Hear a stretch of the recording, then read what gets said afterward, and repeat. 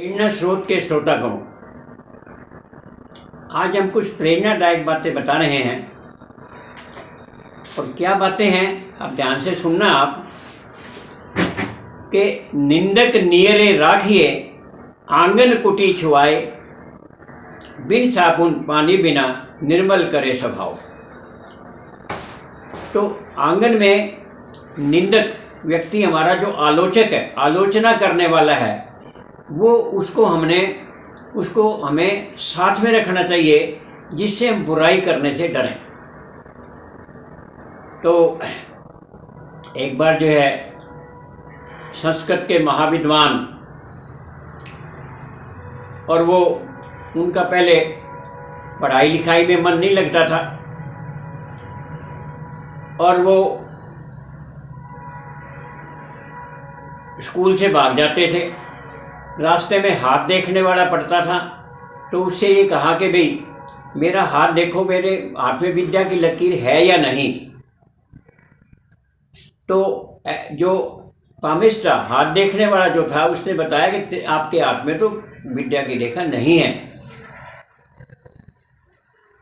तो उन्होंने कहा कि भाई अब बताओ कि अब जो है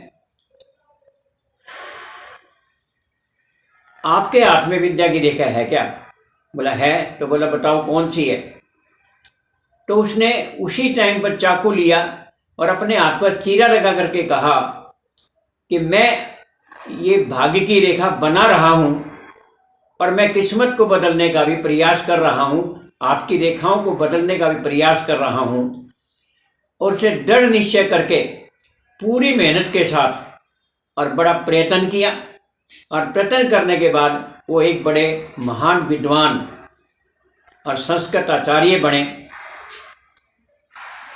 और इस प्रकार से कहते हैं कि मेहनत करके, दृढ़ निश्चय करके आदमी जो है वो कोई भी काम कर सकता है, असंभव को भी संभव बना सकता है, और अपने भाग्य की रेखाओं को भी बदल के दिखा सकता है। ये बहुत बड़ी बात होती है। तो यही जो संस्कृत के आचार्य जो थे, संस्कृत के विद्वान जो थे, हर सभा में जाते, उनका बड़ा मान सम्मान होता, बड़ी इज्जत होती, बड़ी माला पहनाई जाती। परंतु उनके पिता उनके साथ जाते थे।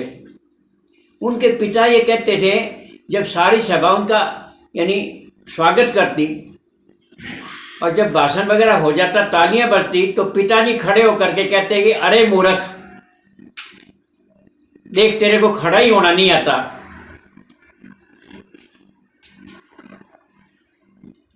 वो भरी सभा के बीच में कहते, तो क्या बड़ा आदमी बनेगा। तो इस प्रकार यानी भरी सभा के अंदर पिता भी उसकी आलोचना करते। तो वो घर में जाकर ये कहता है कि पिताजी, दुनिया तो मेरा इतना सम्मान कर रही है और आप मेरे को दुत्कार रहे हैं। मतलब बेटा बात सुन, अगर आज बड़ा आदमी अगर बना है तो मेरी आलोचना के कारण से ही बना है, क्योंकि मैं कोई न कोई कमी निकाल करके और तुम्हारे को बताता रहता हूँ, और वो कमी फिर तुम्हारे में सुधार हो जाता है। इस आलोचना के कारण से ही तुम बड़े बने हो, इस प्रेरणा के कारण से ही तुम बने हो।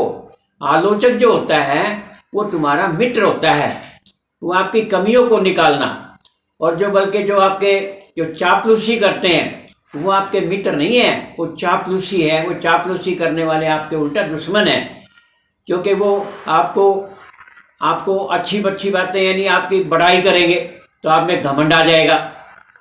तो इसलिए किसी ने ठीक कहा है कि निंदक नियरे राखिए, आंगन कुटी छुआए, तो वह साबुन बिना और हमारे स्वभाव को बदल देता है। तो इस प्रकार से जो है ये बहुत बड़ी बात है कि आलोचक का तो घर, अपने घर में ही एक मंदिर बना दिया जाए, घर बना दिया जाए आलोचक का, जिससे हम बुरा काम करने से पहले ही डरें। तो इस प्रकार से आज जो बातें मैंने बताई है, एक तो निंदक जो होता है, आलोचक होता है, वो आपका मित्र होता है, और दूसरा ये बताया जब आदमी दृढ़ निश्चय करता है तो अपने भाग्य को भी बदल के दिखा सकता है। ये दो बातें आज इसने बताई है। बहुत बहुत धन्यवाद आज के लिए, बाकी फिर कभी से।